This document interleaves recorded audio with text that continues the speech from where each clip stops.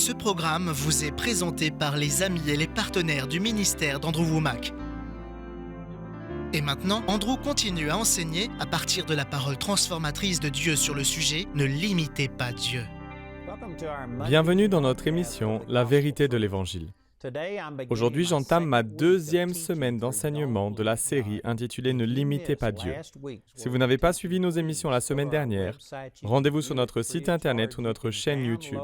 Vous pouvez les visionner gratuitement et vraiment ne limitez pas Dieu est un enseignement fondamental qui a transformé ma vie. C'est l'une des choses les plus merveilleuses que Dieu m'ait jamais révélées et j'en récolte encore les fruits.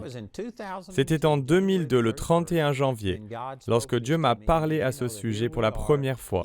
Et nous sommes aujourd'hui en 2018, au moment où j'enregistre ces émissions, et Dieu vient de me parler à nouveau à ce sujet. Et je crois qu'en 2018, nous allons voir une croissance exponentielle. Le Seigneur me montre que je dois m'attendre à de nouveaux accomplissements, plus importants que ce que nous n'avons jamais connu jusqu'à présent. Je ne sais même pas de quoi il s'agit pour l'instant, mais il me prépare et me dit que ça va être énorme. Et c'est donc quelque chose qui n'est pas limité à une seule fois. On ne peut jamais croire trop grand ou avoir une vision trop grande. Dieu est formidable. Dieu est immense et c'est une erreur de se comparer à d'autres personnes et à ce que d'autres ont pu accomplir. Par rapport à d'autres personnes, vous réussissez peut-être bien, mais par rapport à ce que Dieu vous a appelé à faire, je peux vous garantir qu'il y a davantage pour chacun d'entre vous. Vous n'arriverez jamais à épuiser Dieu. Vous n'arriverez jamais à exploiter tout le potentiel que Dieu a pour vous durant votre vie. Chacun d'entre nous quittera cette vie avec des projets inachevés, parce que les plans de Dieu pour nous sont immenses. C'est donc ce que j'ai expliqué, ainsi que la façon dont cela a changé ma vie. Si vous n'avez pas suivi le début de cet enseignement, procurez-vous le livre « Ne limitez pas Dieu ». J'ai déjà couvert beaucoup de points importants, mais je n'ai pas le temps d'y revenir. Je voudrais maintenant vous expliquer pourquoi je limitais Dieu. Ce n'était pas par désobéissance, ce n'était même pas volontaire. En fait, comme je l'ai déjà mentionné la semaine dernière, un de mes amis est venu me voir au mois de novembre 2001, environ 2 mois avant que le Seigneur ne me fasse comprendre que je le limitais par ma vision trop étroite. Et il m'a donné une prophétie selon laquelle le ministère était sur le point d'exploser, que nous allions connaître une croissance sans précédent, que Dieu allait ouvrir des portes, etc. Et je me suis abstenu de lui dire quoi que ce soit, mais au fond de moi, je me suis dit qu'il se trompait, que ça n'allait pas se produire, mais qu'en fait c'était déjà le cas, ça s'était déjà produit. Je considérais que nous avions connu une croissance énorme, et c'était déjà une réalité. De 2000 à 2002, 2 ans après notre arrivée à la télévision, notre ministère a doublé en taille, en portée, en revenus, dans tous les domaines. Par rapport à la situation antérieure, nous connaissions une forte croissance, mais par rapport à ce que Dieu voulait que je fasse, je le limitais. Je comprends bien que pour certaines personnes dont la vie n'est pas sur la bonne voie, il peut être évident qu'elles ont gâché le plan de Dieu pour leur vie et qu'elles doivent cesser de le limiter, qu'elles doivent revenir en arrière et coopérer. Mais certains d'entre vous se trouvent dans une bonne situation et par rapport à leur passé, par rapport à ce que leur famille a pu faire, par rapport à leurs amis ou autres, ils peuvent avoir l'impression de bien réussir. Mais je vous dis simplement au nom du Seigneur, ainsi parle le Seigneur que par rapport à ce que Dieu souhaite pour vous, vous êtes encore très loin du but. Il a encore bien davantage pour vous. Personne n'a vu se réaliser dans sa vie la totalité de ce que Dieu nous offre. Dieu est tellement grand que nous ne pouvons pas nous en faire une idée complète. Il est possible que nous fassions de notre mieux et que ce que nous faisons bénisse Dieu.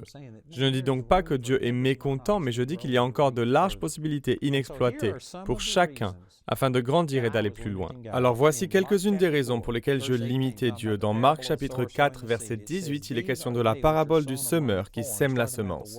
Il est dit « D'autres encore reçoivent la semence parmi les ronces », parlant de la parole de Dieu, cette semence incorruptible qui était semée parmi les ronces. Ils entendent la parole, mais les préoccupations de ce monde, l'attrait trompeur des richesses et les passions en tout genre pénètrent en eux, étouffent la parole et la rendent infructueuse.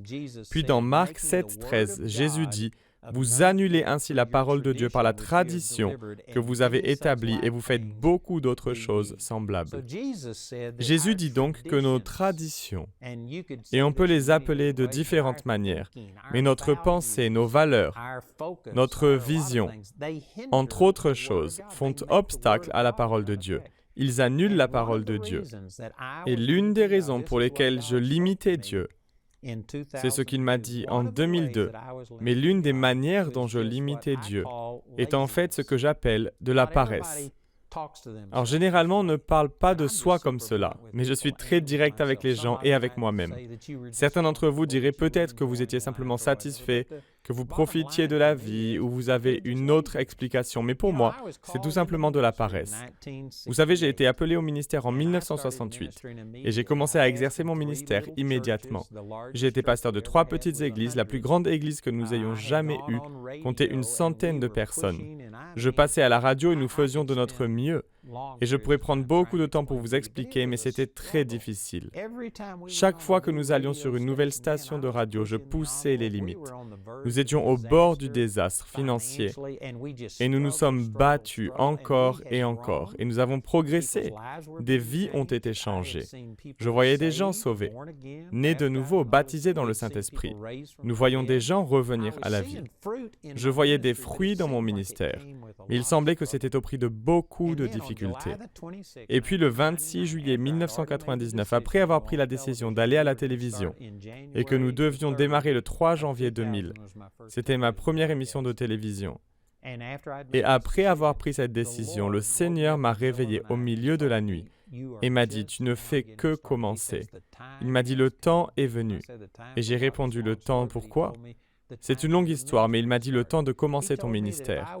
Il m'a dit que si j'étais mort ou si j'avais quitté le ministère d'une manière ou d'une autre, avant d'avoir commencé à passer à la télévision le 3 janvier 2000, j'aurais manqué la volonté de Dieu pour ma vie, et que tout ce qui s'était passé jusqu'à ce moment-là avait été une préparation.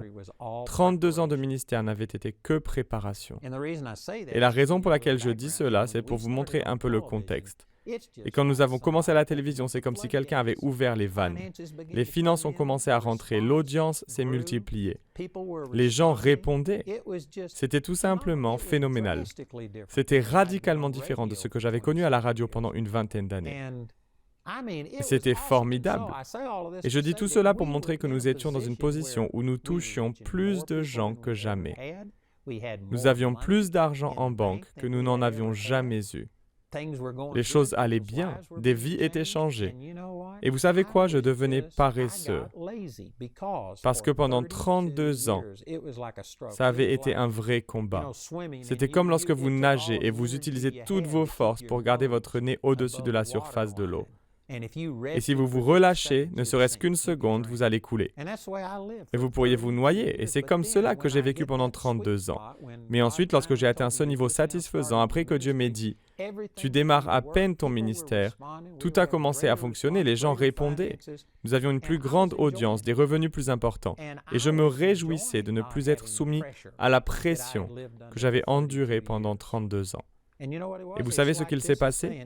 C'est comme le passage qui parle des préoccupations de ce monde. J'ai commencé à apprécier le fait de ne pas être sous pression.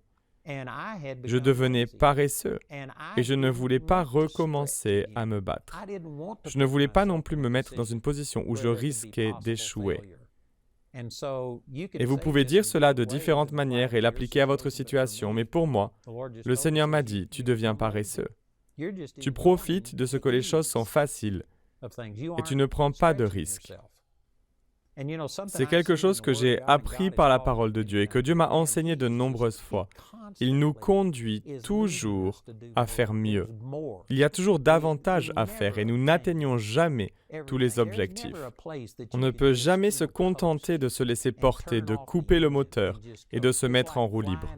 C'est comme pour un avion, si vous coupez le moteur, vous pouvez rester en vol pendant un certain temps, mais dès que vous cessez d'appliquer la force qui vous fait avancer, la gravité est toujours présente et elle commence à vous tirer vers le bas. Et c'est triste à dire, mais il y a beaucoup de gens qui, après avoir fait beaucoup d'efforts et bien progressé, lorsqu'ils atteignent le point où ils se disent « Maintenant, je peux respirer et me détendre, je peux prendre ma retraite. Maintenant, je peux me relaxer. » C'est alors qu'ils commencent à chuter. Et je pense à ma mère, qui était une très belle femme. Quand elle a pris sa retraite à 65 ans, un de mes amis, alors que nous conduisions et l'avions croisée dans la rue, il l'a sifflée parce que c'était une belle femme. Et je lui ai dit, arrête ça, c'est ma mère. Et elle avait l'air d'avoir dans les 30 ou 40 ans quand elle en avait 65. Mais lorsqu'elle a pris sa retraite après avoir occupé un poste d'administrateur scolaire et qu'elle n'était plus motivée, elle n'avait plus de but, elle n'avait plus d'objectifs quotidiens et elle se contentait d'activités mondaines, elle a vieilli de 10 ans en 2 années après avoir pris sa retraite. Ça l'a beaucoup affectée. Et j'ai vu beaucoup de gens qui se portaient très bien et qui, une fois à la retraite, ont très rapidement commencé à avoir des problèmes de santé et autres difficultés. Il est important, primordial de se fixer des objectifs, d'avoir une destinée. Vous avez besoin d'une vision qui vous motive, qui vous pousse à vous lever le matin. La plupart des gens travaillent dur pour atteindre leur retraite. Et s'ils pouvaient la prendre à 45 ou 50 ans, ils en profiteraient et c'est ce que beaucoup souhaitent. Et ensuite, ils commencent à se laisser aller. Je ne dis pas qu'il ne faut pas prendre une retraite anticipée. Mais si vous avez gagné suffisamment d'argent pour prendre une retraite anticipée, alors commencez une seconde carrière, ou bien commencez à faire du bénévolat et à aider d'autres personnes. Vous avez besoin d'un but dans votre vie. Et au moment où vous commencez à vous laisser aller, et que tout ce que vous voulez faire, c'est jouer au golf toute la journée ou prendre un divertissement quelconque, et je précise que je ne suis pas contre le golf. J'y joue moi-même, je n'ai pas joué l'année dernière, j'étais trop occupé. Mais j'ai joué au golf dans le passé. Je ne suis pas contre le golf ou contre le fait de se reposer ou de prendre des vacances. Je ne dis pas qu'il faut se tuer au travail. Pour avoir une certaine longévité, il faut savoir se ménager, s'amuser en chemin. Je suis d'accord avec tout cela. Mais il faut aussi avoir un but, un objectif. Et vous savez, pendant la période de Noël, mes enfants sont venus, ma petite fille aussi. La sœur et le neveu de Jamie sont également venus et j'ai beaucoup apprécié d'être en famille. Nous avons passé du bon temps et c'était très bien.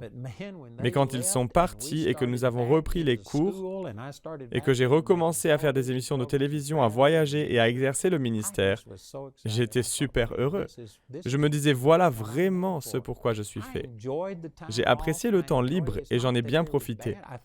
Ce n'est pas qu'il y ait eu des problèmes et je pense qu'il est bon de prendre des moments comme cela, mais je dois dire que j'aime ce que je fais. J'ai entendu dire que lorsqu'on fait ce qu'on aime, il n'y a jamais un jour de travail. Et c'est ce que je ressens. J'aime faire ce pourquoi Dieu m'a appelé. Je suis motivé, j'ai une destinée. Et bien que j'approche des 69 ans, lorsque vous verrez ces programmes, j'aurai 69 ans, ou presque. Et vous savez quoi? J'ai davantage de buts, de direction, d'enthousiasme, de motivation pour faire ce que Dieu m'a appelé à faire, que je n'en ai jamais eu dans ma vie. Et ça ne changera pas. Si je vis jusqu'à 100 ans, je vous garantis que j'aurai toujours un but. Tant que je continuerai à respirer, c'est que Dieu aura une raison de me laisser sur cette terre. Et je serai toujours en train de viser quelque chose. Je dis simplement qu'il ne faut pas se reposer sur ses lauriers. On ne peut pas se laisser porter par le courant de la vie. On ne peut pas se contenter de se relaxer sans rien faire. Dieu ne nous a pas créés pour cela et pourtant, c'est ce que beaucoup de gens recherchent. Ils travaillent dur en vue de mieux préparer leur retraite. Puis lorsqu'ils atteignent leur retraite, la fin de leurs activités, ils perdent toute motivation. Et dès que vous faites cela, vous en pâtissez sur le plan émotionnel et physique. Vous avez besoin de poursuivre un but, un objectif. Je ne dis pas que vous devez continuer à travailler 8 heures par jour et que vous ne devriez pas prendre votre retraite si vous avez gagné assez d'argent. Mais par exemple, j'ai des amis qui voyagent dans un camping-car et qui découvrent les États-Unis. C'est ce qu'ils voulaient faire et c'est très bien. Mais vous savez, finalement, ils sentent que Dieu les envoie dans ces campings pour aller à la rencontre des gens, pour témoigner. Ainsi, ils ont toujours un but et ils continuent de prêcher l'Évangile. Un autre couple, qui a d'ailleurs dirigé l'une de nos écoles, avait auparavant pris une retraite anticipée. Ils étaient propriétaires d'une belle maison.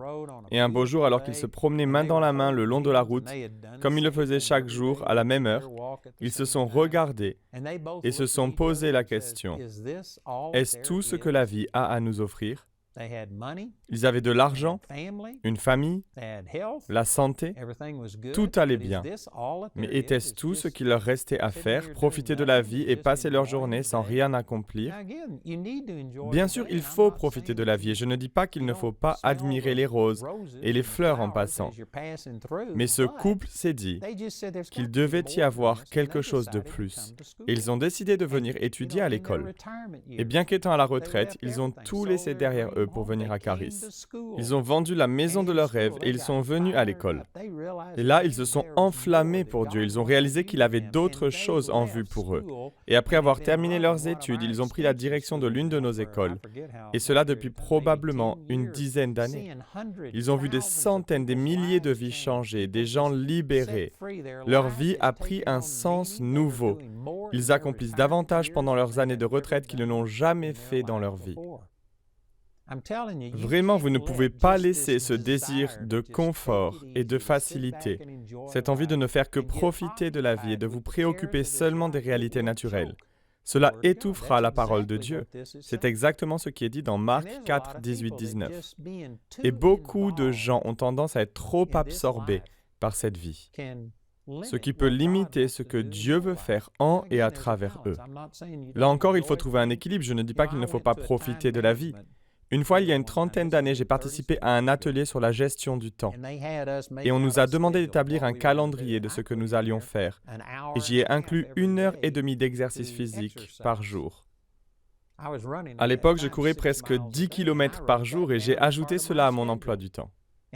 Après coup, nous avons dû partager notre emploi du temps avec toute la classe et lorsque je l'ai fait, certaines personnes ont ri, pensant que ce n'était pas une bonne gestion du temps, que de passer 1h30 par jour à faire de l'exercice. Mais la personne qui dirigeait la classe a pris cet exemple et a dit c'est un très bon exemple. Si vous ne passez pas du temps à prendre soin de vous et à faire de l'exercice, vous ne durerez pas assez longtemps pour atteindre tous vos objectifs. Et elle a ajouté c'est très bien de consacrer du temps à faire de l'exercice. De même, il est bon de consacrer du temps à prendre des congés et à jouir des bonnes choses de la vie. Je ne dis pas qu'il ne faut pas profiter de la vie, mais de façon générale, vous ne pouvez pas non plus vous contenter de prendre votre retraite et de perdre toute raison d'être. Si vous vous contentez de passer vos journées à ne rien faire en attendant le jour où vous retournerez vers le Seigneur, votre vie est futile. Vous devez vivre pleinement. Sinon, vous prenez trop de place. Il faut avoir un but dans la vie. Et je sais que je m'adresse directement à certaines personnes en ce moment. Je ne vous connais peut-être pas personnellement, mais je sais que l'Esprit du Seigneur parle à travers moi. Et que Dieu dit qu'il a quelque chose de plus pour vous. Savez-vous que les meilleurs étudiants de notre école biblique sont des personnes plus âgées, qui ont déjà élevé leur famille, qui ont un revenu suffisant pour ne pas avoir à s'en soucier, qui ont l'expérience de la vie, qui ont appris beaucoup de choses à ne pas faire et beaucoup de choses à faire. Ils ont acquis de l'expérience et de la sagesse. Ce sont eux qui font les meilleurs étudiants parce que lorsqu'ils arrivent ici et qu'ils absorbent la parole, ils sont maintenant libres. Ils n'ont pas de jeunes enfants qui limitent ce qu'ils peuvent faire. Ils ont suffisamment de revenus disponibles pour pouvoir accomplir d'autres choses. Et c'est juste la situation idéale. En fait, certains des meilleurs étudiants qui sont sortis du programme et qui exercent le plus grand impact sont des personnes qui sont à l'âge de la retraite. Une de nos étudiantes avait 89 ans lorsqu'elle a obtenu son diplôme et lorsqu'elle est partie en voyage missionnaire. Et les autres étudiants partis avec elle ont dit à leur retour que personne ne pouvait la suivre et qu'elle les dépassait tous. Elle avait de l'énergie. Comme Moïse qui avait 80 ans lorsqu'il a trouvé la volonté de Dieu et commencé à l'accomplir. Je dis donc simplement qu'on ne peut pas se contenter de se croiser les bras et de ne rien faire. C'est ce qui m'est arrivé. Je m'étais battu pendant 32 ans et nous étions finalement arrivés au point où les choses allaient si bien que c'était presque comme si je pouvais me reposer sur mes lauriers, me reposer sur mes acquis. Et je n'avais pas envie de pousser les limites de ma foi et de croire en Dieu pour accomplir des choses plus grandes et meilleures avec tous les risques que cela peut comporter. Le risque d'échouer et de subir des pressions financières. Et pourtant, ma plus grande crainte était de m'exposer à la critique. J'atteignais beaucoup de gens, mais je n'étais pas encore assez important pour être pris pour cible. Je passais sous le radar et personne ne me critiquait vraiment. Et je savais qu'avec une plus grande visibilité, j'allais recevoir davantage de critiques. Et je voulais éviter cela et rester invisible. Et en fait, c'est ce que j'appellerais de la paresse, de la fainéantise. Et Dieu m'a dit, tu me limites avec cette attitude. Permettez-moi de partager avec vous ce passage qui se trouve dans Ecclésiaste, chapitre 5, verset 3, qui dit « Car si les songes naissent de la multitude des occupations, la voix de l'insensé se fait entendre dans la multitude des paroles. » Donc un rêve naît de la multitude des occupations. Saviez-vous que la version amplifiée de la Bible en anglais dit qu'un rêve ne se réalise qu'au prix de beaucoup d'activités et d'un effort douloureux? Il est question ici de douleur. Il faut fournir de vrais efforts. Et certains pensent que la volonté de Dieu dans leur vie se réalise automatiquement et sans effort, sans qu'il n'ait rien à faire. Mais ce n'est pas le cas. Certes, le changement se fait sans effort parce que vous plantez la parole et qu'elle change votre cœur. Mais pour réaliser ce rêve et le voir se concrétiser, je vous garantis qu'il va falloir fournir des efforts. Si vous voulez simplement attendre et vous reposer sans rien faire, alors vous savez quoi? Vous allez limiter Dieu. Vous ne verrez pas la volonté de Dieu s'accomplir dans votre vie. Mais si Dieu vous a donné un rêve, si vous comprenez qu'il a un but, un objectif pour votre vie, ce rêve se réalisera à travers votre activité. Cela nécessitera beaucoup d'efforts. Cela peut même entraîner une certaine douleur. Pas une souffrance que Dieu va vous faire subir, bien sûr, mais en raison des efforts qu'il faut déployer. Vous savez, pour gagner aux Jeux olympiques, vous ne pouvez pas faire comme tous vos amis qui sortent et font la fête. Vous devez vous coucher à une certaine heure, vous levez tôt, vous vous entraînez, vous vous disciplinez, vous suivez un certain régime alimentaire et vous vous privez de certaines choses. Il faut se discipliner si l'on veut gagner le prix. C'est la même chose dans le domaine spirituel. Il faut fournir des efforts. Et si vous voulez juste vous amuser, et si pour une raison ou pour une autre, vous pensez que ne rien faire est génial et que vous cherchez une vie facile où vous pouvez ne rien faire et n'avoir aucun but ni aucune responsabilité, eh bien vous limitez Dieu. Les préoccupations de la vie et votre recherche d'une vie facile limiteront Dieu. C'est exactement ce que Dieu m'a dit, ce qu'il m'a parlé. J'avais atteint un point où je limitais Dieu simplement parce que je me laissais aller à la facilité.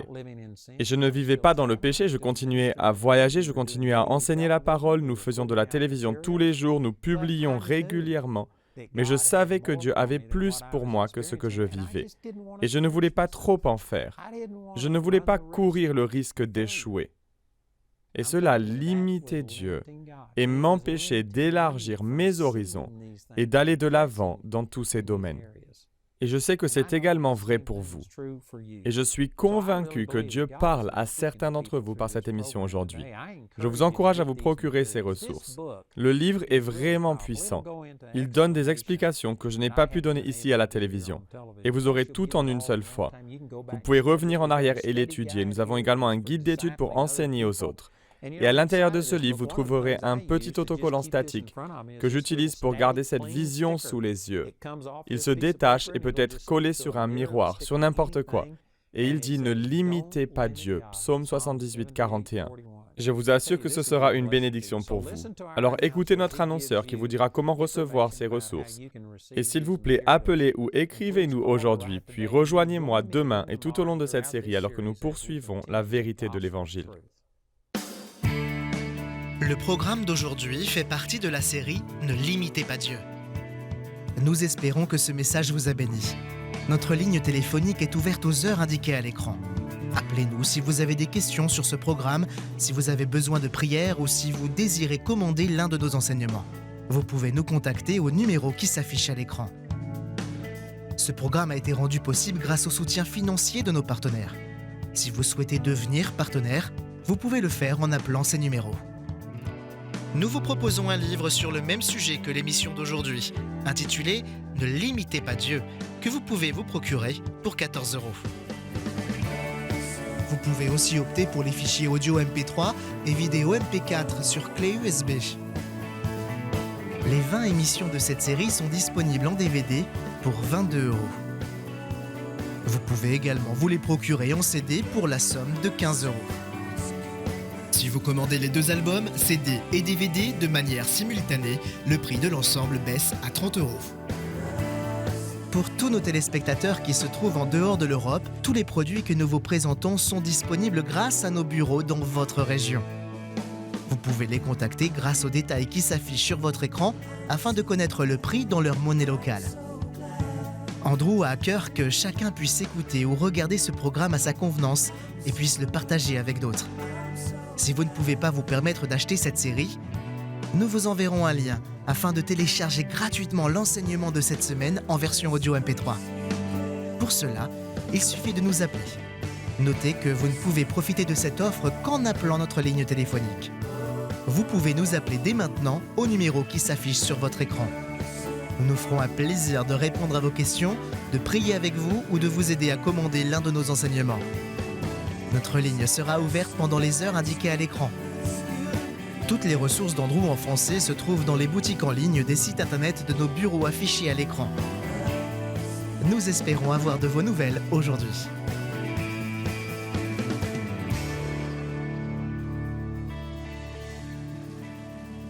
Dites au nom de Jésus, je ne me fie pas à ce que je vois, je me fie à ce que dit la parole de Dieu. Il y a plus que ce domaine physique, il y a également un monde spirituel. Peu importe à quoi ressemble la situation, je sais ce que dit la parole de Dieu. On me disait que ma vie serait faite de douleur et d'isolement, et que je ne devrais même pas espérer la liberté. On me disait que je serais toujours en fauteuil roulant. On me donnait 3 mois à vivre avant une défaillance cardiaque totale. On me disait que je ne serais jamais guérie de la fibromyalgie. J'ai fait des allers-retours aux urgences et j'ai dépensé plus de 300 000 $ pour trouver un remède. Tout cela en vain. J'étais sur le point d'abandonner quand j'ai découvert Andrew Wommack à la télévision. Et Andrew m'a montré, pour la première fois, que par les meurtrissures de Jésus, j'étais déjà guérie. En quelques semaines, j'ai reçu ma guérison après avoir écouté tous les enseignements qui sont disponibles en ligne. Et aujourd'hui, 10 ans plus tard, je marche toujours dans ma guérison. Et je ne suis pas la seule dans ce cas. J'ai été guérie de la fibromyalgie et des maladies environnementales. J'ai été guérie de la maladie de Lyme.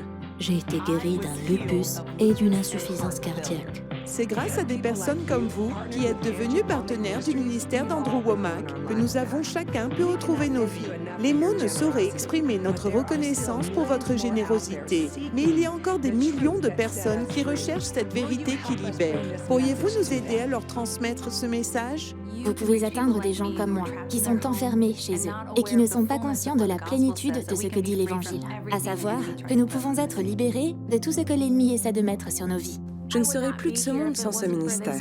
Et je vous encourage vraiment à devenir un partenaire aujourd'hui. Pourquoi ne pas devenir partenaire du ministère d'Andrew Wommack? Faites-le dès aujourd'hui. Bonjour, je suis Andrew Wommack et je voudrais vous informer que nous avons maintenant une école biblique Charis à Nice, en France. Elle fonctionne sous le système hybride, c'est-à-dire que les étudiants se réunissent quelques samedis dans l'année. Mais nous avons dorénavant aussi des cours par correspondance. Pour certains d'entre vous, le fait de vous déplacer ne serait-ce qu'un samedi par mois est impossible. Si c'est votre cas, nous avons une solution et il vous est toujours possible de suivre les cours grâce à l'école biblique Charis en ligne. Et je vous encourage à vous renseigner et à envisager de faire le pas de devenir étudiant de notre école biblique Charis. Retrouvez-nous la prochaine fois pour plus de la parole de Dieu dans la vérité de l'Évangile.